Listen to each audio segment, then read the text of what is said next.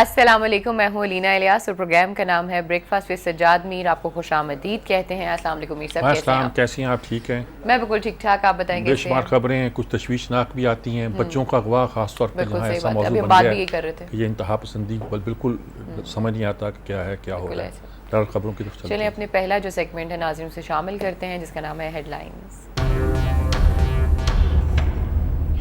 जी मीर साहब, top stories.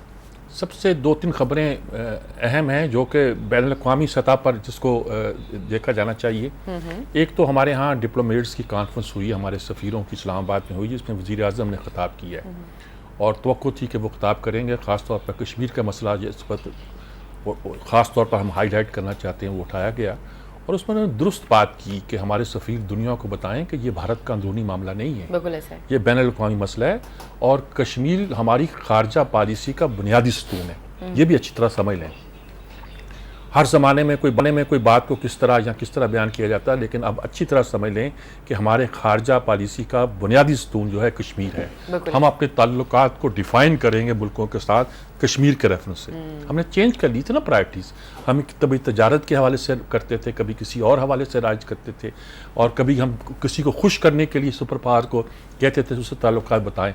तो उन्होंने कहा वो सब चीज़ें ठीक हैं, वो सफारतकारी के बुनियादी असूलों के मुताबिक चलती हैं कि अब दुनिया के साथ चलना है, लेकिन ये अच्छी तरह समझ लें कि पाकिस्तान की खारजा पॉलिसी का बुनियादी सतून जो है कश्मीर है। इस पे एम्फेसिस करने की जरूरत है, सिर्फ तकरीर नहीं, एम्फेसिस कर और सफ़ीर दुनिया को ये बताएं कि ये इंटरनल अफेयर है, नहीं है इंडिया का।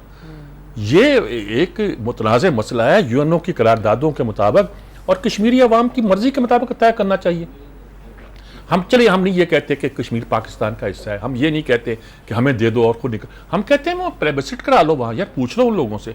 यूएनओ की जो करारदादें आपने पास की तो उसका एहतराम कर लो। अब लोग बताते हैं वो चार्टर 6 है, चार्टर 7 नहीं है, इसमें यूएनओ मुदाखलत नहीं कर सकती, लेकिन आप उनका अखलाक तो मुदाखलत कर सकता है ना।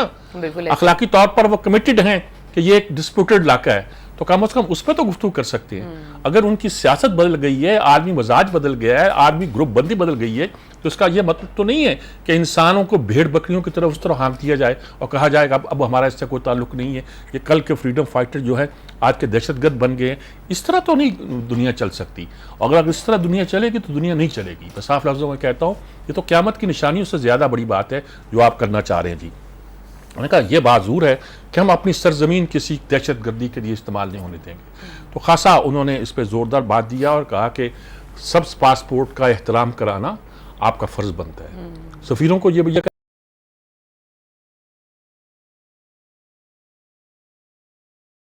कारोबार करते हैं, कभी कभी उसी मुल्क में सेटल हो जाते हैं, कभी कभी इनकी बेसिक बातों का पता नहीं होता। दूर जाना जाइए, हमारे इर्द गिर्द कुवैत में, यूएई में, सऊदी अरब में, ये मुसलमान मुल्कों में ये जो हमारे सफ़ीर हैं वो भारतीय सफ़ीरों से कम अफेक्टिव है। क्यों है? हम तो मुसलमान मुल्क हैं, मुसलमान मुल्कों में रह रहे हैं, क्या है?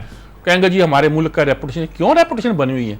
जब आप हमारा फेस है वहां, आप क्यों आपकी प्रोडक्ट खराब नहीं है इतनी, बिल्कुल ऐसा, जितनी उसको खराब करके पेश किया जाता रहा है। कि दहशतगर्दी का जो हम पर इल्जाम लगता है, ये आपके मुखालिफ सफारतकारों की कामयाबी है।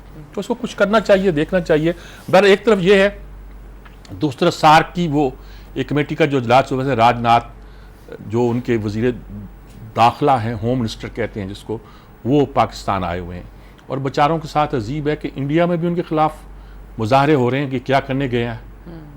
मतलब वहाँ रेफरेंस ये है कि पठानकोट के वाक़यात के बाद आप क्या करने गए, आपने क्यों पर प्रोटेस्ट नहीं किया, आपने अभी तक वो फलां बात क्यों नहीं की। इधर ये है कि कश्मीर में जो कुछ हो रहा है उसकी जिम्मेदारी इसी वजीर की है और वो जिसके हाथ कश्मीरियों को खून से रंगे हुए हों, वो यहाँ क्या करने आया, आपने क्यों वेलकम किया।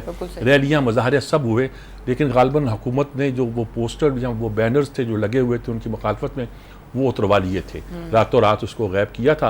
यह अमूमन होता है जब राजीव आ रहा था पाकिस्तान, तो उस वक्त बेनज़ीर ने वो ख़ास तौर पर वो कश्मीर हाउस का बोर्ड था, कुछ और चीज़ें थी, वो हटवा लिया था वहाँ से। तो सब पे लगाया क्यों? इससे कोई फ़र्क नहीं पड़ता। इससे यानी कि अगर ये चीज़ें रह जाती हैं तो अगर आपके ताल्लुकात, आप क्या खुश करेंगे?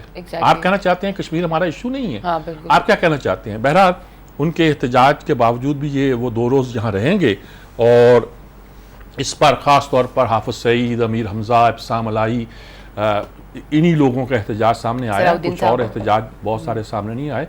तो ये एक सफारतकारी की एक कॉन्फ्रेंस भी हो रही है, तीसरी कॉन्फ्रेंस भी हो रही है अरुमची में हो रही है, जिसमें चार मुल्कों की, ताजिकिस्तान की, पाकिस्तान की, अफगानिस्तान की और चीन की। अच्छा। देखो शंघाई कॉन्फ्रेंस भी बनी थी तो इस तरह 4 मुल्कों की बनी थी, चीन, रूस और 2 मुल्क जो थे ऊपर ताजिकिस्तान, यानी 2 मुल्क जो सेंट्रल एशिया के थे वो 4 मुल्कों ने बनाई थी कि इस इलाके में दहशतगर्दी फैल रही है। ठीक। अब इस कॉन्फ्रेंस का मतलब ये है कि चीन कंसर्न्ड है, वो देखता है कि जहां जहां टेररिस्ट उसके यहाँ भी आ सकते हैं, प्रॉब्लम पैदा कर सकते हैं, पाकिस्तान है, अफगानिस्तान है, ताजिकिस्तान है। तो उस हवाले से उन्होंने एक कॉन्फ्रेंस बुलाई जिसमें तीनों आर्मी चीफ जो है, चारों आर्मी चीफ जो है वो मौजूद है। हमारे आर्मी चीफ भी वहाँ उसमें शरीक हुए हैं रुमची में, और उन्होंने चीन की आला क़यादत से मुलाकातें भी की हैं और राब्ते भी किए हैं। इसको अब इंटरप्रेट करना कि इसमें क्या हमने देखे ना, जब पिछली बार ये हुआ था कि पाकिस्तान, चीन, अफगानिस्तान और अमेरिका मिलकर अफगानिस्तान के मसला तालिबान को ऑन बोर्ड लेने के लिए एक 4 फ्रीकी बना था। अब ये कि चीन, पाकिस्तान, ताजिकिस्तान, अफगानिस्तान को मिलाकर एक बनाया जा रहा है, तो उस खित्ते में ये चीन की पॉलिसी और उसकी पेशरफ्त और उसकी जो आगे बढ़ने की ख्वाहिश है वो भी जाहिर करती है और उसके कंसर्न को भी शो करती है कि किन मामलों में चीन वरीड है और उसका कंसर्न है और वो उस हवाले से इसको देखना चाहता है। तो इन कॉन्फ्रेंसों के अलावा, और जहां हमारे जनरल रहील शरीफ की शमूलियत भी है, उन्होंने चीनी हाई मनसबारों से बात भी की है। हमारे यहाँ जो होता है चीन गए हैं और चीन से वो उनको मिल रहे हैं, पता नहीं क्या हो रहा है क्या नहीं हो रहा है, और भाई शहबाज शरीफ भी चले गए हैं, पता नहीं क्या हो रहा है। भाई अब Cheen is important in this region, और बहुत सी बातें जो हैं वो मगरब को भी समझ लेनी चाहिए और हमारे यहाँ रहने वालों को भी समझ लेनी चाहिए कि खित्ते की पूरी सूरत हाल बदल रही है, हालात बदल रहे हैं, और हमें उस बदलते हुए हालात के साथ साथ चलना है। एकदम जंप नहीं मारना कि जहाँ हम खड़े हैं वहाँ से भी गिर जाएं और आगे से अभी हमारे हाथ में वो किनारा भी ना आए, लबे बाम अटके रहें। टूटी कहाँ कमंद वाली बात भी नहीं करनी, हमने कुछ करना है काम, लेकिन बात को आगे बढ़ाना जी। अब तीसरा जो बड़ी खबर है वो रेंजर्स के इख्तियारात का मसला जी, है। वो वहीं खड़े हैं। अब ये है कि वाकई हुकूमत ने 2 नोटिफिकेशन जारी कर दिए हैं, तकरीबन पुराने ही जो इख्तियारात थे उसकी एक्सटेंशन की है, जिसका इंटरप्रेट ये किया गया कि इख्तियारात कराची में दिए गए और एक्सटेंशन की मुद्दत 1 साल की बढ़ा दी गई है, और ये है कि ये कहा गया कि सिंध में वो जहाँ भी चाहेंगे पुलिस की मदद के लिए आगे आ सकते हैं और कार्रवाइयाँ कर सकते हैं। अच्छा, ये तकरीबन वही है जो बकौल इसके सिंध हुकूमत चाहती है, यानी वफाक ने कंसीड किया है। मुझे कंसीड करना कोई दिखाई नहीं देता। रेंजर ने कहा इसका नोटिफाई करो, इख्तियारात तो 1 साल के मिल गए ना जी। ठीक। कराची के 3 महीने के लिए उनको जिस तरह एक्सटेंड किया कर दिया है, लेकिन इसका नतीजा क्या निकलेगा? इसका नतीजा निकलेगा कि रेंजर मौजूद हैं, उनको लीगल प्रोटेक्शन हासिल है, उस लीगल प्रोटेक्शन के साथ वो जो कुछ करना चाहेंगे वो करते दिखाई देंगे और कोई उस पर इंटरवीन नहीं कर सकेगा। जब उनकी मौजूदगी एक लीगल बन जाती है, ये नेक्स्ट स्टेप लेने से इज्तनाब कर रही है वफाकी हुकूमत, और सिंध हुकूमत चाहती है कि नेक्स्ट स्टेप ले, उनकी हुकूमत को गवर्नर रूल लगा के ख़त्म करें ताकि वो फिर हीरो बन के जो है ना उभर के सामने आए। ये गालबन उस स्टेप की तरफ नहीं जाना चाहते हैं, उसको अवॉइड करना चाहते हैं और दुरुस्त कर रहे हैं। इख्तियारात मौजूद हैं, अब रेंजर इन्हीं इख्तियारात के साथ वो सब कुछ कर लेगी जो वो करना चाहती है। मैं साफ लफ्ज़ों में जो बात करना चाहता हूँ वो यही है, लीगल कवर उनको हासिल हो गया है, वो ये कर सकती है कि ये नहीं कर सकती, ये सिंध हुकूमत चीखती रहेगी, वो वही करेंगे। आप कहना चाहते हैं वो इंटीरियर सिंध भी जाएंगे? वो बिल्कुल इंटीरियर सिंध जाएंगे, वो कहेंगे जो लोग जहाँ कार्रवाई करता है उसके लिए उसका पीछा करना, उसकी पूरी गुंजाइश मौजूद है। बताया गया कि किस कानून के तहत किया गया, किस लॉ के तहत किया गया है। लेकिन ये है कि इस मसले ने, कल वो मुराद अली शाह अपने गांव गए हुए थे, वहाँ उनसे पूछा गया उन्हें क्या है, मैं जाऊँगा कराची जवाब दूंगा, मुझे नहीं पता क्या जवाब आया। अब मुराद अली शाह जो है ना अब बड़े हो जाएं, अब मैं उनका हमेशा तारीफ ही करता हूँ, फ़ैन भी हूँ, लेकिन लोगों को ये अभी उन्होंने कहा किसी ने कहा जुमा 8 दिन तो हुए आपको आए और अभी ये आप बात करने लग गए हैं कि मुझे नहीं पता, मैं जाकर जवाब दे लूँगा, ये कर लूँगा। जवाब आप क्या देना भाई, ये वफाकी हुकूमत को जवाब थोड़ा देना है, चौधरी निसार को जवाब थोड़ा देना है। चौधरी निसार तो सामने खड़ा बात कर रहा है, आपको फ़ौज को जवाब देना है। आपको अगर जवाब देना है तो बाद वो कहते हैं नवाज शरीफ क्यों फ़ोन करके इस बात को तय नहीं करते, वो क्यों करें? मिसाल तो ये होती है वज़ीर आज़म ने, वज़ीर दाखिला है, वो उनकी ड्यूटी है, वो काम करेंगे। और अगर टिट फॉर टैट वाली बात होगी तो लोग कहते हैं कि फिर भाई बात ये, फिर जरदारी साहब बात करें नवाज शरीफ से, यानी असल हुकूमत जिनकी है वगैरह वगैरह। ये सारी बहसें हैं और इस बहसों का कोई फ़ायदा नहीं है। अभी तक रेंजर्स के साथ और फौज के साथ जो मौजूदगी है उनकी वहाँ, उसको लोग जो है एंडोर्स कर रहे हैं। हमारे दानश्वर उस पर बहुत से एतराज़ात करते हैं जो हमारे चैनल पे आते हैं, असूली बहसें करते हैं, लेकिन इसमें जो लॉ एंड ऑर्डर वहाँ है, उस लॉ एंड ऑर्डर की बड़ी जो क्रेडिट है वो रेंजर्स की मौजूदगी को जाता है, और उनके इख्तियारात ने ही बहुत सी चीज़ों को एक्सपोज किया है। लोग उसको बाई करते हैं कि नहीं करते, ये तो डेमोक्रेसी का कहते हैं, कमाल हुआ करता है, खेल हुआ करता है, क्या भी होता है, तो उस हालत से देखा जाएगा क्या सूरत बनती है। अच्छा, इसके अलावा जी एक नया और फड्डा खड़ा है सर पे हमारे, वो कि साद रफ़ीक के हलके में फोरेंसिक रिपोर्ट आ गई है, उसमें ये आया।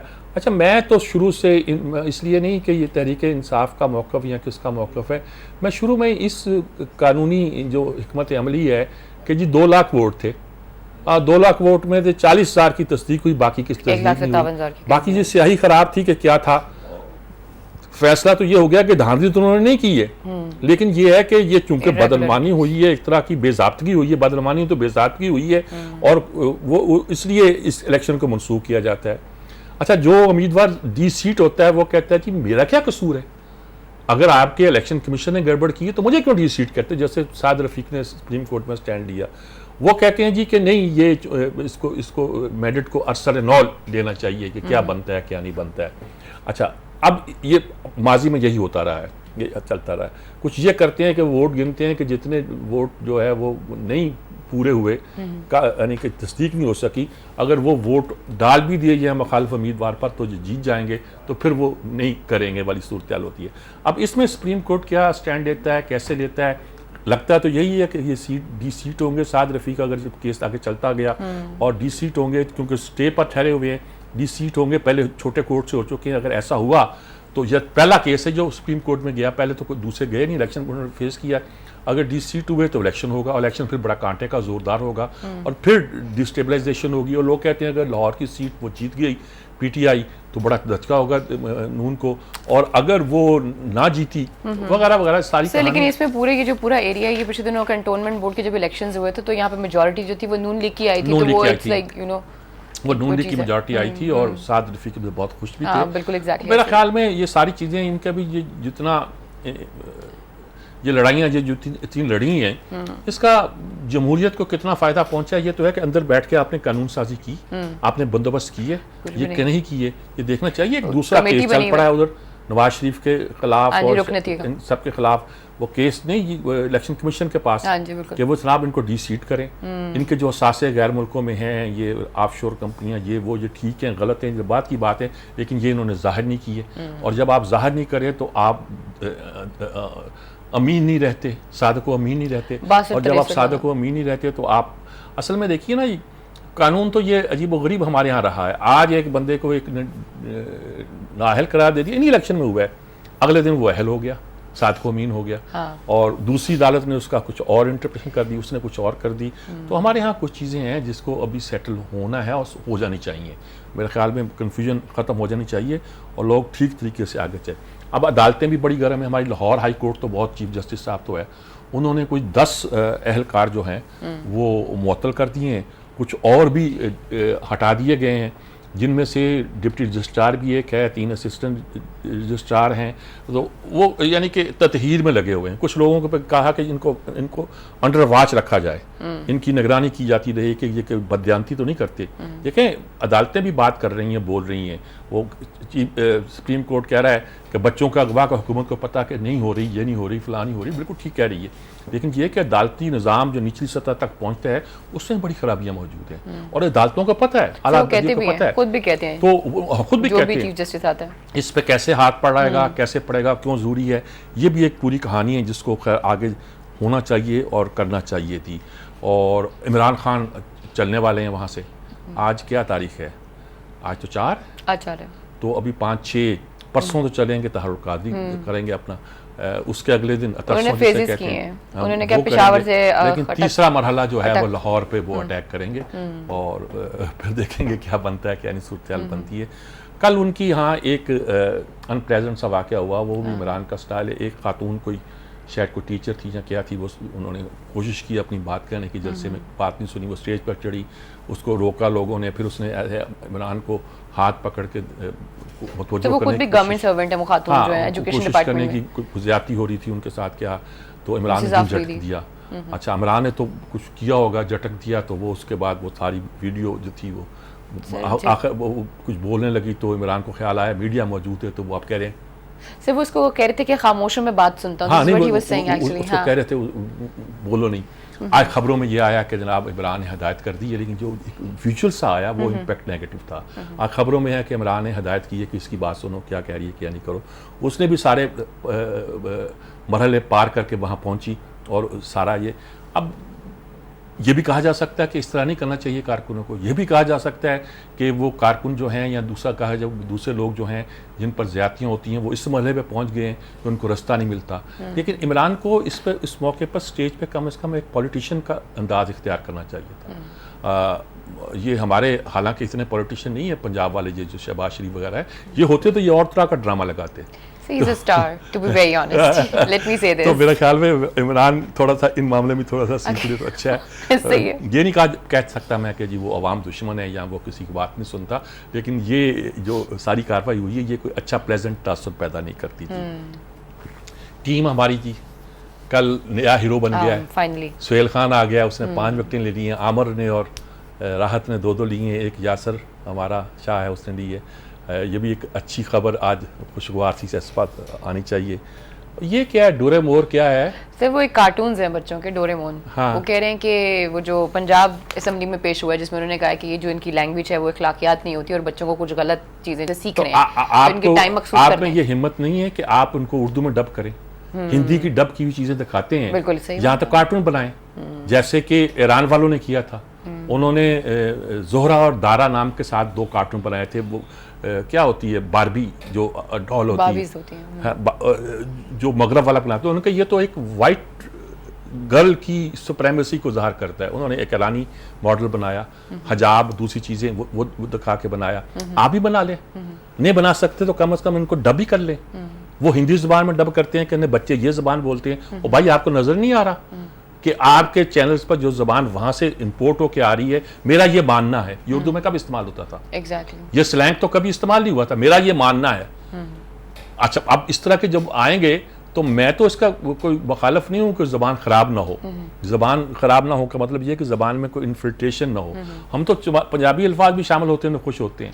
अब साई का लफ्ज़ जिस तरह जिस ज़बानों में हमारे यहाँ इस्तेमाल हो रहा है, ये सिंधी से आया है, कोई इसमें पछताने की बात नहीं है। लेकिन ये है कि ये उसकी हद है, कुछ देखना है। अगर आप कुछ नहीं कर सकते तो चीखे नहीं। आपकी मीडिया पे लड़ाई है, इस लड़ाई को सलीके से लड़ें जी। बहरहाल ये बिल्कुल जी। नाज़रीन, फिलहाल वक्त तो एक छोटी सी ब्रेक का, जब ब्रेक से वापस आएंगे तो अगले सेगमेंट की तरफ चलेंगे। Stay with us.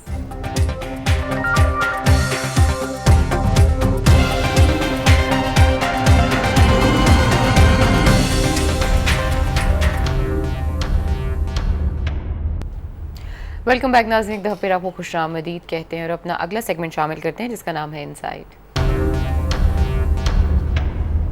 जी मीर साहब, आर्टिकल्स कौन? पहला आर्टिकल बहुत एक मज़े का आर्टिकल, मज़े के बहुत इंपॉर्टेंट आर्टिकल, बहुत अहम इशू आर्टिकल। जब तहजीबें टूटती हैं, जब सनती तरक्की होती है ना, ख़ास तौर पर जो कल्चरल वैल्यूज़ टूटती हैं, उससे फिर क्या नताइज पैदा होते हैं। और जो बड़ी कौमें हैं, जापानियों ने ये किया कि अपने कल्चरल वैल्यू को किस तरह प्रिजर्व किया। चीनियों का आया है कि चीन के कानून के मुताबिक वहाँ आप जो बूढ़े वालिदैन हैं वो अपने बालक बच्चों से खिदमत ले सकते हैं। अच्छा। और वो अफजल तरीन फेल समझा जाता है वहाँ अपने बुजुर्गों की खिदमत करना, और जो ना करता हो गया उनकी अखलाकियात में बुरा है। लेकिन चीन का अपना तो मज़हब कोई है नहीं, बुद्ध मत आया था वहाँ, वो फैल गया। लेकिन जो ट्रेडिशनल वहाँ उनके रिलीजन कह लीजिए या उनके निज़ाम अखलाकियात कह दिए, वो कन्फ्यूशियस थे या तौ मत से पैदा हुए थे। तौ मत से ख़ास तौर पर वो ज़्यादा है। ये असल में अखलाकी निज़ाम है। मौके ज़माने में कन्फ्यूशियस वगैरह के फार्म्स को कि ये इज़्ज़त फ्यूडल की फ़लाँ ये करते हैं, उसको ज़रा पीछे धकेला गया था। लेकिन दोबारा वहाँ कन्फ्यूशियस वगैरह का जोर हो रहा है। हम जैसे पाकिस्तान में रहने वाले लोग भी कन्फ्यूशियस का नाम ऐसे लेते हैं जैसे सुकरात और अफलातून का नाम लिया जाता है। तो अब वहाँ की अखलाकियात है कि बड़ों की खिदमत करनी है। अब बच्चे कर नहीं रहे, वो माशी तरक्की की राह में चल पड़े हैं, वो इन कदरों को भूलते जा रहे हैं। कहीं कहीं वो अपने कुछ नफसा नफसी का आलम पैदा हो गया है। इस पर वहाँ के माशरे में बेचैनी है। तो अभी एक पहली खबर तो उन्होंने गाँव के हवाले से बताया कि उस गाँव ने फैसला किया है कि अगर माँ बाप की खिदमत नहीं करेंगे उनके बच्चे और वालिदैन को दिक्कत पेश आएगी तो वो उन बच्चों के तस्वीरें और नाम बिल बोर्ड पे लगा देंगे शहर के कस्बे की जगह जगह पर। और दूसरे मरहले पर अगर फिर भी बाज नहीं आएंगे तो लाउड स्पीकर पर शहर में ऐलान करेंगे और उनके सारे गुनाहों की तफसील बयान करेंगे कि इन्होंने के वालिदैन के साथ क्या किया है। बीजिंग में उनको कानून को और सख्त किया गया है, शंघाई में और सख्त किया गया है, वरना यानी कि इस बात की कोशिश की जा रही है कि जो अफसल तरीन रवायत है वहाँ चीन की, माशरे की, कदरों की, अखलाकियात की, उसकी पासदारी की जाए। वो एक बच्चा वन फैमिली वन चाइल्ड की जो पॉलिसी थी उसने बुरे लोगों को ज़्यादा इजाफा भी किया है, लेकिन ये जो तरक्की की राह में चल पर अब वो भी एक कैपिटलिस्ट कल्चर में तो आपको आपादापी पड़ जाती है ना, जिसको नफ्सा नफ्सी भी कहते हैं। और वो उसका मतलब ये नहीं है कि आप उन कदरों को भूल जाएं। ये एक आप अंदाज़ा लगा सकते हैं कि जिंदा कौमें किन किन मसाइल से गुजरती हैं और कैसे गुजरती हैं। अब 2 आर्टिकल इकट्ठे छपे हुए हैं और दोनों मेरे लिए बहुत मोहतरम लोग हैं। एक तो अब्दुल रऊफ़ का आर्टिकल है। अब्दुल रऊफ़ जो हैं वैसे तो टीवी के एक प्रोग्राम की वजह से मारूफ हुए थे, लिखते भी हैं, लेकिन ये पढ़ने लिखने सोचने समझने वाले लोगों में से हैं। और मेरा तो रेफरेंस उनके साथ ये है कि सराज मुनीर के साथ ये के ज़माने के लोग हैं, उसी ख्याल के साथ आगे बढ़े थे। तो फ़तहुल्लाह गोलन अमन पसंद है। उन्होंने इस पर लिखा है कि ये कौन कहता है फ़तहुल्लाह गोलन जो टेररिस्ट है, वो तो अमन पसंद आदमी है। फिर उनकी किताब से उन्होंने इक़्तिबासात दिए हैं। उन्होंने कहा दुनिया में जो कुछ हो रहा है ये है वो है, पर दुनिया अगर एक चीज़ को समझ ले, हजूर नबी करीम का नाम लेकर के वो क्या कहना चाहते थे, कैसा करना चाहते थे, तो दुनिया बदल जाए। लेकिन हजूर की सीरत को भी एक अमन और प्यार, मोहब्बत और इस रेफरेंस से वो बयान करते हैं। उन्हें कि इन चीज़ों को सबको देखकर लगता है कि जो आदमी इस तरह के नज़रियात रखता हो कैसे हो सकता है वो दहशतगर्द। अच्छा, ये सच्ची बात है, मुझे भी जब मैं उनकी किताबें पढ़ता हूँ और देखता हूँ तो मैं कहता हूँ ये बात दहशतगर्द हो सकता है, ये कैसे हो सकता है। और जिस तरह रह रहे और जो उनका है सादा सी, लेकिन उन्होंने कहा कि इसमें शक नहीं है कि उन्होंने करप्शन के इल्ज़ाम लगाए थे मौजूदा हुकूमत पर, लेकिन फौजी बगावत का तो उन्होंने ज़रा सोचना मुश्किल है और ये बड़ी मुश्किल सी बात लगती है। उन्होंने कहा कि यकीनी तौर पर उनके बहुत से लोग जो हैं तालीमी इदारे में उन्होंने खोले, उन्होंने कहा कि तालीमी इदारे खोलो, वहाँ से निकलने वाले तालीम की खिदमत कर रहे हैं, सेहत के लिए अस्पताल बना रहे हैं, ये बहुत से काम उन्होंने किए हैं। लेकिन वो तो अफ़ाम व तफ़हीम चाहते हैं। और बल्कि एक बार रॉबर्ट फिस्क ने कही थी, अभी 3-4-5 दिन पहले मैंने उसको बयान भी किया था यहाँ उनके आर्टिकल के हवाले से, कि भाई बात यह है कि ये बगावत तो नाकाम हो गई, सेकंड हो गई। लेकिन अगर आप लोगों ने तुर्की की हुकूमत ने, अर्दवान ने खासतौर पर, मतलब उनका था, अपनी पॉलिसी को जरा सख्त किया, अमलाना किया, तो दोबारा तो दूसरी बगावत नाकाम नहीं होगी। ये वार्न किया था। रॉबर्ट फिस्क बहुत सुलझा हुआ, सोचने समझने वाला आदमी है, वो ऐसे बात नहीं करता। इसके मुकाबले में अफजार रेहान, ये हमारे बड़े अच्छे दानिश्वर हैं जी, खिरद अफरोज़ी की मुअल्लिक़ हैं, और मैंने मुतलाशी हक़ कहता हूँ, हक़ की तलाश में कभी वहाँ जाते हैं कभी वहाँ जाते हैं, लेकिन बड़े उन्होंने कहा जनाब तुर्की में बगावत गोलो नहीं करवाई है। ये क्या आप क्या कहते हैं नहीं करवाई? अच्छा, उन्होंने कहा कि जनाब बात है अगर खुदा ना खास्ता कामयाब हो जाती तो तुर्की बहुत पीछे चला जाता। ये यहाँ से बात। और उर्दुमान कोई आइडियल लीडर थोड़ा है यार, कि आप समझते हैं कि वो बहुत आइडियल लीडर, ऐसा नहीं है। और उन्होंने कहा कि खुले बंदों वो एक सख्तियाँ कर रहे हैं, और जिसकी बगावत की तो सब ने मुखालफत की है। उनका कहना ये है कि फ़तहुल्लाह गोलन वो जो लोग पकड़े गए हैं उनमें से कुछ लोगों ने कहा था कि भी आप, चीफ ऑफ स्टाफ ने कहा कि जी मुझे मनवाना चाहते हैं, माना नहीं, तो मुझसे कहा कि आप फ़तहुल्लाह गोलन से बात करें। तो मतलब ये है कि इसका मतलब बागी जो थे वो अपनी हमदर्दियाँ फ़तहुल्लाह गोलन से छुपाते नहीं थे, और इसलिए वो यानी कि ये कहना कि उसका कोई ताल्लुक़ नहीं है, उनसे मुंसलिक थे। लेकिन इसको अब फ़तहुल्लाह गोलन जो सीसी से रब्ता कर रहा है वो ख़वान के चक्कर में कि वो उनके मुखालफत में काम किया था, ये वो मिस्र में आना चाहते हैं, ये वगैरह वगैरह। तो इस तरह की चंद बातें गिनकर उन्होंने कहा कि ये ज़रूर फ़तहुल्लाह गोलन ने कराई है। अच्छा, ये हमारे दानिश्वर जो है ना, खिरद अफरोज़ दानिश्वर, अक्ल पसंद दानिश्वर, तो मुतज़िला तो नहीं है ये, लेकिन इस तरह की बातों पर ये अपने रवैया जो है। अफजार रेहान की खूबी ये है कि ये जो बात सोचते हैं वो आम रुझान से कितनी भी गलत क्यों न हो उसको बयान कर देते हैं, इसलिए ज़्यादा पजीराई नहीं मिलती इनको मीडिया में, लेकिन फिर भी अपनी बात कहने से बाज नहीं आते थी। अच्छा, एक आर्टिकल अंजम न्यास का है जी, उन्हें कहा कि वो ये वुमन हैरेसमेंट पर है। तो पाकिस्तान में कोई एक आध केस आया, उसका हवाला दिया। उन्हें कहा आमतौर पर जब इस केस की ख़ासतौर चैनल्स के हवाले से कहा, PTV में क्या होता रहा, वहाँ कोई इंक्वायरी हो रही है किसी डायरेक्ट न्यूज़ के हवाले से, नाम भी इन्होंने दे दिए ये बात सब कुछ, और फिर 6 एंकर्स ने वफाकी महोत्सव के पास भी चली गई वगैरह वगैरह। वो हैरेसमेंट के मुकाबले में कुछ हो रहा है। उन्हें कहा ऐसी अमूमन कंप्लेंट जाती हैं तो DOA डेथ ऑन अराइवल, मतलब वहीं ख़त्म कर दी जाती है। डेथ ऑन अराइवल, अस्पताल में लेके जाएं मरीज़ को, वो कहना मर चुका है, डेथ ऑन अराइवल, ये यहाँ इलाज को। तो उन्होंने कहा कि ऐसा सलूक होता है, और लेकिन ये कि इसको गौर करना चाहिए। फिर अमेरिका वगैरह की मिसालें दी हैं कि वहाँ भी इस तरह के वाक़े रोज़ होते हैं। एक खातून 10 साल के बाद कहती शिकायत कर, वो जब मरदोख की जो है ना, उसमें एक बंदे को जो उनका जिसने बड़ा मजबूत बनाया चैनल को, फॉक्स को, ये वो उसने 73 साल की उम्र है, उस पर जाके अब इल्ज़ाम लगा है। हाँ, इल्ज़ाम लगा कि वो हैरेसमेंट में रहा। एक ने शिकायत की, 6-7 और शिकायतें आ गई, और किसी ने कहा 10 साल पहले इसने मुझे हैरेस किया था, किसी ने कहा कि 20 साल पहले हैरेस किया था। तो ये जो हैरेसमेंट का भी केस है ना, ये भी एक उस कल्चर में अजीबो गरीब है कि 10 साल आप हैरेस होते रहे, फिर एकदम आपको शिकायत पैदा हुई। अच्छा, ये एक्चुअल सिचुएशन क्या होती है, ये ह्यूमन रिलेशनशिप का एक बड़ा ही नाजुक एक मसला है। सिर्फ अखलाकियात नहीं है, ये साइकोलॉजी भी है, मर्दों की साइकोलॉजी है, शिवलरी है उनकी, औरतों की साइकोलॉजी है, जिसकी इक्वेशन वेस्ट तो अभी कायम नहीं कर सका। हम कायम कर सकेंगे कि नहीं कर सकेंगे? हम अभी दाखिल हो रहे हैं उस कल्चरल दौर में। डिबेट पे तो आ गए हैं। हम उस कल्चरल दौर में दाखिल हो रहे हैं। तो मैंने एक ऑस्ट्रेलिया में था, एक आर्टिकल पूरा सफ़े पर लिखा हुआ, मैंने कहा ये क्या हो गया? मैंने कहा मर्ड under siege, man under siege. तो हर तरह की बहस जो है हमारे यहाँ चल रही है। मैं इस बारे में एक ख़ास इनसे इख्तलाफ नहीं करता, लेकिन बहुत से एक नाजुक सवाल उठाता हूँ जो डिस्कस करना के बगैर मुश्किल हो जाता जी। एक आर्टिकल है जी हिने पटेल का कि ये जो आता रहता है कि ताजमहल आलूदगी की वजह से ख़राब हो रहा है। वो धुआं इतना उठता है, बताया गया कि जितनी दिल्ली में लकड़ी जलाई जाती है, गोबर जलाया जाता है, फलां, उससे ज़्यादा कहीं आगरे में जलाया जाता है। सनती तरक्की हो रही है। वो धुएं से ताजमहल की जो मरमर की खूबसूरती है, जब वो 14वीं के चांद में चमकती है तो लोग इसको आशश करते थे, वो मान पड़ती जा रही है, उसमें पिलाहट आती जा रही है। ये करते हैं, कभी कभी उस पर मोम चढ़ा देते हैं। मोम चढ़ाने के बाद कुछ देर उसे, ताकि आलूदगी से महफूज रहे, फिर उसको साफ़ करते हैं, केमिकल से करते हैं या क्या करते हैं। लेकिन उसकी जो शहर की आलूदगी है, जमुना का पानी भी ख़राब हो रहा है, जमुना किनारे के साथ बहता है ना जी।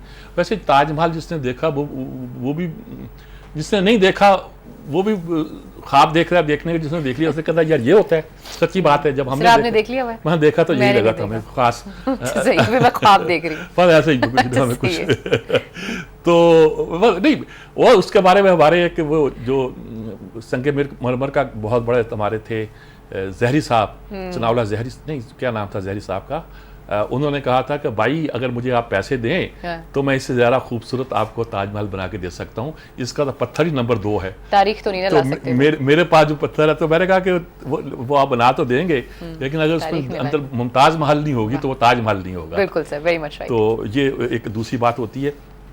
एक हमारे वो जो अमेरिका में चली किस्सा कैप्टन खान का, वो लड़का जो हुमायूं खान का, अब किसी खातून कोलीग ने लिखा है, रेमेरेज क्या नाम था, उसने लिखा है कि ये बहुत ही लविंग किस्म का आदमी था। रात को मैं खंदक खोदनी थी, क्या थी, मैं खोद रही थी। उन्होंने कहा तुम क्यों खोद रही हो? उन्होंने कहा कि उन्होंने कहा नहीं चलो तुम चलो। उन्होंने कहा इस ऑर्डर हटाया, उसकी जगह खुद सुबह तक खोदता रहा और काम करता रहा। और कहता हमेशा उसका तरीका था वो साथियों के काम इस तरह के जो उनके लिए मुश्किल होते थे खुद करता है। उसने देखा कि लड़की लगी हुई है, ठीक है फौज में आ गई है ये, लेकिन उसने खुद काम कर दिया। कहना वो हमेशा आगे बढ़ काम करता था, और इसके लिए हमने दाड़े मार के होते देखा। हमें पता नहीं था ये मुसलमान है। वहाँ मुसलमान जो फौज है अमेरिका की, उन्होंने कहा ये पेट्रियाटिक फौज है, इसमें मुस्लिम नॉन मुस्लिम का, जैसे हम कहते हैं हमारी फौज में ना कोई बलोची होता है, ना कोई पठान होता है, ना कोई पंजाबी होता है, ना पाकिस्तानी होते हैं। और ये तो हर बांग्लादेश के वाक़े के बाद ज़रा झटका लगा हमारे इस कॉन्सेप्ट को। लेकिन ओवरऑल ये वो अमरीकी भी इस बात पे इसरार करते हैं कि हम उनकी जो फौज में इस तरह की डिस्क्रिमिनेशन नहीं होती, और लोग जो है ना ख़ास तौर पर एक दूसरे की ख्याल भी करते हैं। तो उसकी जो पूरी फैमिली की तारीफ है, और जो लोग 7 लोग समझते हैं उसके, जो लोगों ने काम किया है, जिस तरह दाड़े मार के रोए हैं, वो उसका तज़किरा जो है ना ख़ास तौर पर बहुत सी बातों को। आज हमारे ये रऊफ़ ताहिर साहब ने, आज उस किताब का फंक्शन भी है, मुलाकातें किया कि अल्ताफ़ हसन कुरैशी की किताब का फंक्शन है गवर्नर हाउस में, और मुझे भी हाज़िरी देनी है वहाँ। और उसका हवाला दिए बगैर अपना एक मजमून छपा है जो उन्होंने अल्ताफ़ हसन कुरैशी साहब पर एक किताब तैयार की है, अल्ताफ़ सहाफ़त ताहिर मसूद साहब ने, जिसमें मैंने आर्टिकल अभी तक नहीं दिया हुआ। तो वो उन्होंने उस हवाले से, मजमून के हवाले से पूरी कहानी इन्होंने वहाँ काम किया है। उस काम का तस्करा, ये कि क्या ज़माना था, ये हमारे बाद आए हैं काफ़ी वहाँ। और फिर उन लोगों में जो जो लोग वहाँ करते रहे, मसलन मेरे साथ मुख्तार हसन और शामी, वजीब शामी और सऊ सहार वगैरह, मुमताज़ मलिक, सब का जिक्र भी किया है। फिर बाद में हारून रशीद वगैरह, रफ़ीक डोगर, मनीरा मनी, मुख्तलिफ अदवार का जिक्र किया है। और अल्ताफ़ साहब और डॉक्टर एजाज़ हसन कुरैशी ने किस तरह वहाँ एक तरह की जहन साजी भी की, लोगों को तैयार किया, उसके हवाले से आर्टिकल है। मेरा ख्याल अल्ताफ़ साहब को जितना भी ट्रिब्यूट पेश किया जाए कई हवालों से वो कम पड़ता है। एक आज सबसे मज़े का आर्टिकल में भूल का जा रहा था, अमीर हमज़ा का है। अमीर हमज़ा जमात-उद-दावा या लश्कर तैयबा या कुछ कह लिए फ़लाह इंसानियत, उसके अहम लोगों में से हैं और वो लिखते भी हैं। बड़े मनंजा मनन से आदमी हैं, बड़े धान पात से आदमी हैं, लेकिन उसने मजमून बड़ा कमाल किया। नवाज शरीफ से कहा 3 मुल्क एयरपोर्ट पहुंचा, हाथ बड़ा नरम था, रंग बड़ा उनका साफ़ सुथरा और शक्ल ऐसी और टपक रही थी ताजगी। और दूसरी बार मैं फ़लाँ कॉन्फ्रेंस में आए तो मुलाकात तीसरी मैं उनके वफ़द के साथ गया उनके घर पे, तो उन्होंने अपने फार्म के भैंसों के दूध से बनी हुई या दही से लस्सी पिलाई और उसका जायका ये वो बड़ा तज़किरा किया। और उसके बाद बताया कि अगर हमारे फ़लाँ हम जाते हैं फैसलाबाद, तो वहाँ एक साहब दूध का कारोबार करते हैं, वो उनके दूध जो होता है उसका जायका ही और होता है। अभी कैसे लेते हो खालिस दूध? उन्होंने कहा भाई मशीनें रखी, 2 चेक कर लेते हैं उसे, अगर ना चेक करना हो तो चक के बता देते हैं कि दूध में क्या है, मिलावट है कि नहीं पता। वो जो इंजेक्शन लगा के लिया जाता, अब तो दूध खालिस नहीं मिलता ना, इंजेक्शन लगा के वो हार्मोन्स दूध हासिल कर लेते हैं और पता नहीं क्या क्या करते हैं, चारे में क्या मिला देते हैं, क्या नहीं करते। आप मुर्गियों जो दूसरी चीज़ों के बारे में कहते हैं, दूध के बारे में खालिस होना बड़ा मुश्किल हो गया है। आप खालिस भैंस से भी दूध ले लें तो पता चले, गाय से ले लें, पता चलेगा कि ये इसमें हार्मोन्स उन्होंने लगाए हुए, तो बस। तो उन्होंने कहा कि वो दूध था, उसका जायका भी ऐसा था, वो था। तो अगर एक फूड इंस्पेक्टर मुकर्रर कर दिया जाए, ये कर दिया जाए, वो ईमान, उन्होंने कहा सारी खराबी फूड इंस्पेक्टर करते हैं। वो कैसे? उन्हें क्या, वो हमें फ़ाइन होता रहा, रोज़ सैंपल ले जाते थे, फ़ाइन कर देते थे, हम देते रहे, ठीक है, और दूध हमारा खालिस होता था। आखिर उन्होंने कहा कि क्यों आप इस चक्कर में पड़े, आप हम दूध ले जाएंगे, उस पर फ़ाइन करते रहेंगे, आप हमें हमारा तय कर लें और फिर चाहे मिलाना चाहे मिला लें और करें। तो इस चीज़ पर लिखा है। एक इनकलाबी आजकल पाकिस्तान में जिस तरह के काम कर रहे हैं उसका तज़किरा भी कभी होना चाहिए। और इनकलाब की बात नहीं, जो दूध खालिस करने की बात कर रहे हैं, और नवाज शरीफ का दूध और लस्सी इनको बहुत पसंद आए हैं और इस बात का ख्याल करना चाहिए। बहरहाल यही है जी। कादर हसन साहब ने आज ज़िंदगी को आसान बनाया। बहुत छोटी एक खबर दी है कादर हसन साहब के आर्टिकल में, क्या है कि वो शायद कुछ मसरूफ़ हैं, कुछ लिख रहे हैं, पता करूँगा क्या वो अपनी याददाश्तें लिख रहे हैं या क्या लिख रहे हैं, किसी ने मशवरा दिया हुआ ज़रूर कर रहे होंगे जी। वो जो बच्ची ने जन्म दिया बाहर, जो अस्पताल के बाहर डीजी खां में, ये भी उस पर भी अरशाद आरिफ साहब ने अपने कमेंट्स दिए हैं। और अच्छा, डीजी खां से लेकर यहाँ तक के जो वाक़यात होते हैं, कि क्यों आखिर एक ज़लील एक औरत की होती है कि उसे बच्चे को जन्म देना पड़ता बाहर बरामदे में या सड़कों पर या झाड़ियों पर। ये क्या क्या क्या अब माशरे को क्या हो गया है, क्या क्या? सर यहाँ पे तो शहर के अंदर ऑपरेशन थिएटर में टॉर्च लाइट के साथ ऑपरेशन हो रहा होता है। हाँ, वो तो टॉर्च लाइट के साथ हो रहा होता है, लेकिन ये तो ये आप हॉस्पिटल में जाते तो है, देखिए वो तो देखें ना, कई चीज़ों की बात तो ये जी जहाँ हेल्थ सर्विसेज अवेलेबल नहीं है, जिन मुल्कों में अवेलेबल है वो अभी 2-2 साल का वक्त देते हैं कभी कभी, लोग प्राइवेट कराते हैं। तो ये सारी दुनिया का निज़ाम ही कुछ गड़बड़ हुआ है जी। बहरहाल आगे चलते हैं। बिल्कुल, फिलहाल लेते हैं छोटी सी ब्रेक। नाज़रीन, जब ब्रेक से वापस आएंगे तो अपने आखिरी सेगमेंट की तरफ जाएंगे। Stay with us.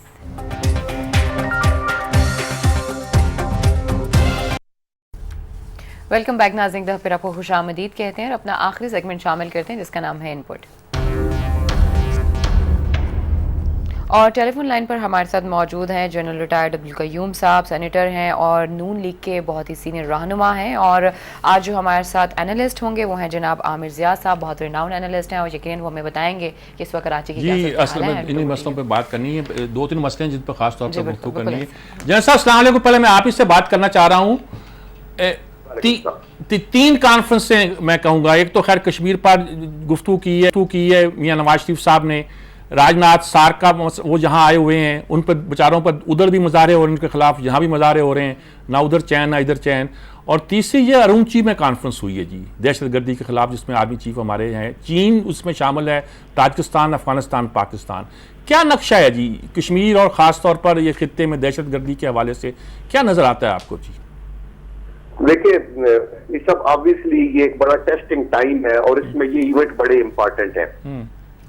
खसूसन मैं ये समझता हूँ कि जब मैं खित्ते को देखता हूँ तो मुझे 2 चीजें स्टैंड आउट करती हैं। यानी वैसे तो हमारा एनर्जी का मसला है, इंटरनल गवर्नेंस की इश्यूज हैं और बहुत से हैं, लेकिन इंटरनली CPEC और एक्सटर्नली कश्मीर, ये दो चीजें हैं जो मैं समझता हूँ कि ये एक अपॉर्चुनिटी इन टाइम्स के अंदर आई हुई है, जिसके अंदर इंटरनली हमें इत्तेहाद करके सी पैक्ट के पीछे चलना है, और एक्सटर्नली ये जो इंडिजिनस मूवमेंट कश्मीर में फिर है, जिसमें 70 से ज्यादा लोग शहीद हुए हैं, इसको इफेक्टिवली दुनिया के आगे रखना है as a human rights violation का जो इशू है।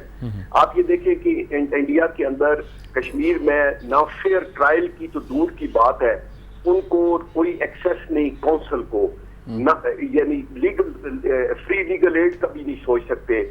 उसके बाद क्रॉस एग्जामिनेशन का विटनेसेस का, और फिर मेंटल टॉर्चर, ह्यूमिलेशन, फिर वो जो ड्राकोनियन लॉ है को 12-13 है, मैं सारे गिन नहीं सकता, लेकिन पब्लिक सेफ्टी एक्ट की बात है, फिर आपके Jammu and Kashmir disturb area act है 1990, terrorist and disruptive activity act है, armed forces special power act है, प्रिवेंशन ऑफ टेररिज्म एक्ट है, अनलॉफुल एक्टिविटीज एक्ट है, नेशनल सिक्योरिटी एक्ट है, इसी तरह official secret act, newspaper incitement to offences act है, और मैनी क्रिमिनल प्रोसीजर्स के हैं। इन कश्मीर के अंदर इंडिया ने जो इंसानी हकूक की खिलाफ वर्जी है उसको कानूनी बना लिया है कि आप पकड़ ले, shoot to kill, search without permission, enter the house without any warrant, और अरेस्ट विदाउट एनी वारंट, ये सिचुएशन है।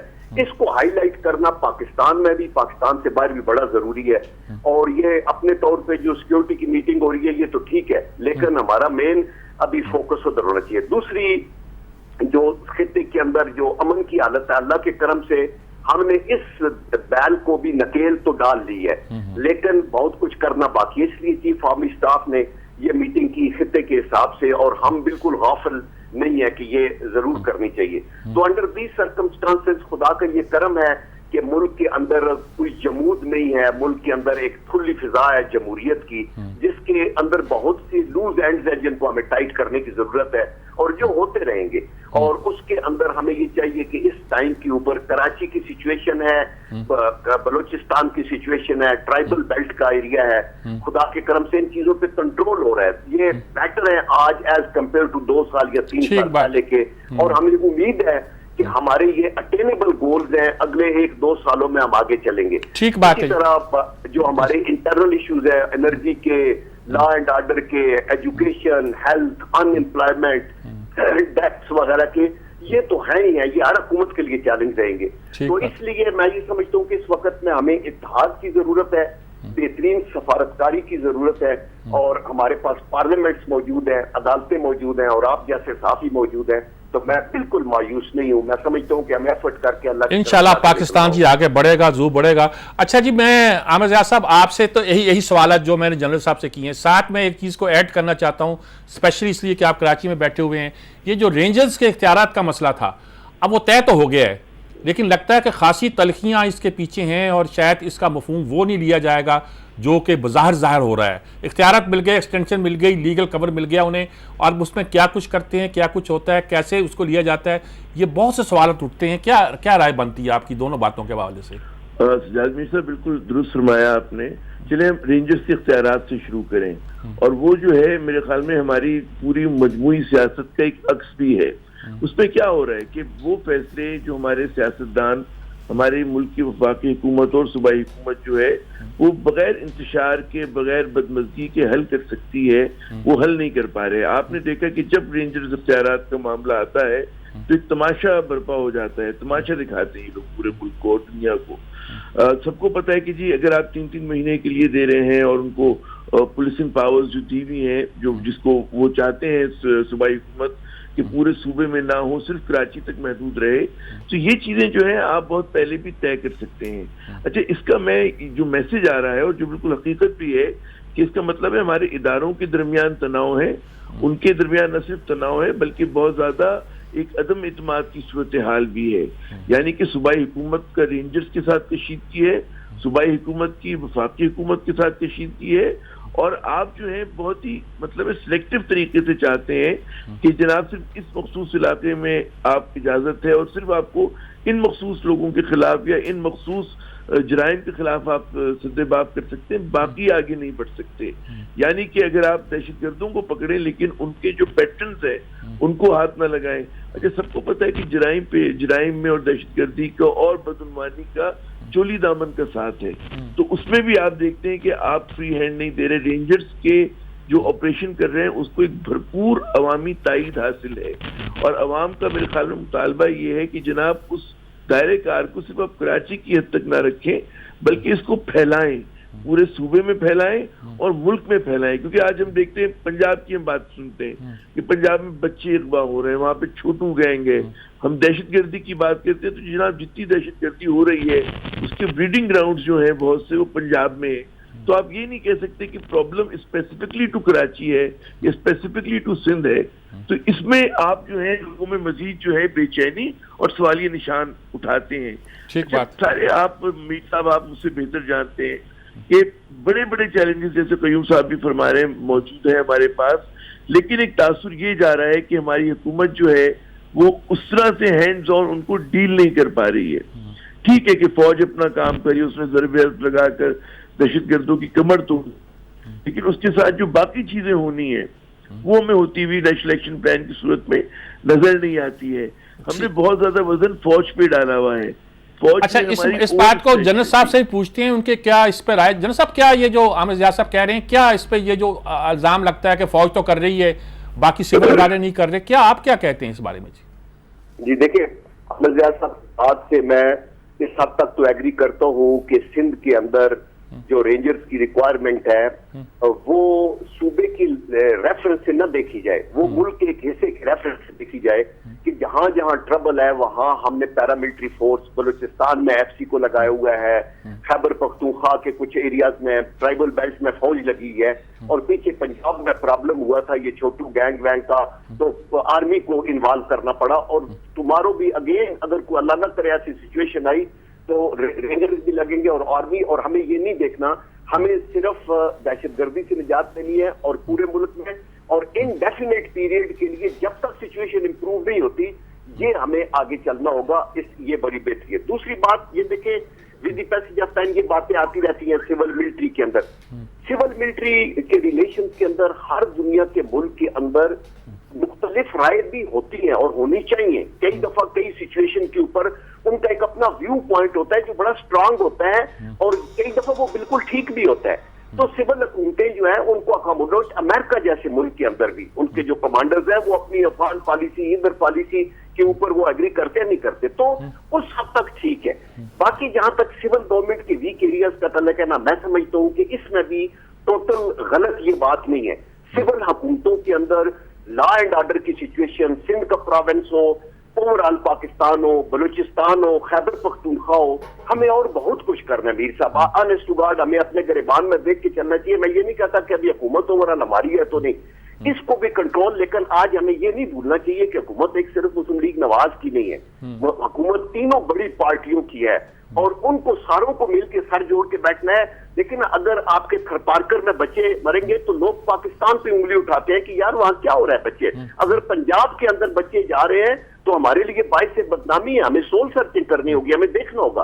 तो इसलिए आई थिंक बहसियत कौम हम एक दूसरे के ऊपर इल्जाम ना लगाएं और अपने आप को डिफेंड ना करते रहे। हमें बहसियत मजबूरी एक लेनी है, अपने ऊपर रिस्पॉन्सिबिलिटी, और आई थिंक सबसे ज्यादा जिम्मेदारी हमारे कंधों पे है, मुस्लिम लीग नून के कंधों पे है, नवाज शरीफ साहब के कंधों पे है कि फौरी तौर पे गवर्नेंस के ऊपर अपने तौर पे बेहतरी की जाए और सूबों को भी मदद की जाए जहां जहां ये जरूरी है, वो वहां उनकी मदद की जाए जी, और ना पे ना अड़े। वो मरकजी हुकूमत की सुने, चूंकि हमारा जो आर्टिकल है कॉन्स्टिट्यूशन का 148 उसकी जो शेख 3 है वो कहती है कि it shall be the duty of the federal government to protect every province against external aggression and internal disturbances and to make sure that the provinces go according to the constitution।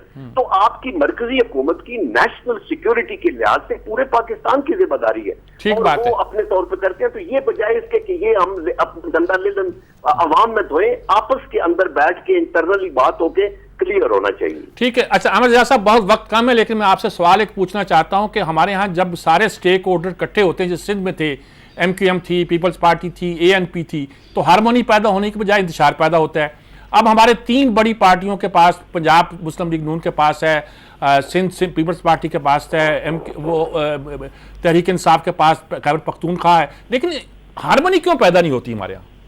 तो एक तो जनाब lack of, मैं कहूँगा, maturity है। अच्छा, दूसरा जो मैं बदकिस्मती कहूंगा कि जो लोग कहते हैं ना फखर से कि तमाम बड़ी पार्टियों के पास हुकूमत है, इस चीज की गमाजी करती है कि हमारी सियासत जो है तकसीम शुदा है, हमारी पॉलिटी टूट गई है, हमारे यहाँ कोई नेशनल लीडरशिप नहीं है।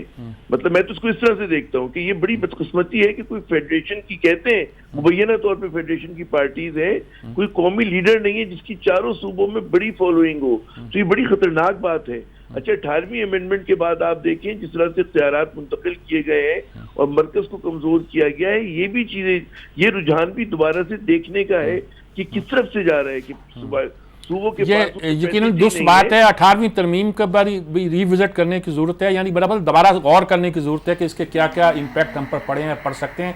वक्त बिल्कुल खत्म हो गया और पीछे से मुझसे कहा जा रहा है कि जल्दी से वाइंड अप करो वरना हम कर देंगे। तो इजाजत चाहता हूँ सबसे, जनरल साहब आपसे भी और अमर ज़िया साहब आपसे भी, और इसी के साथ इंशाल्लाह कल और मुझसे भी इजाज़त चाहते हैं। अल्लाह हाफिज़, खुदा हाफिज़। इंशाल्लाह कल दोबारा मुलाकात होगी।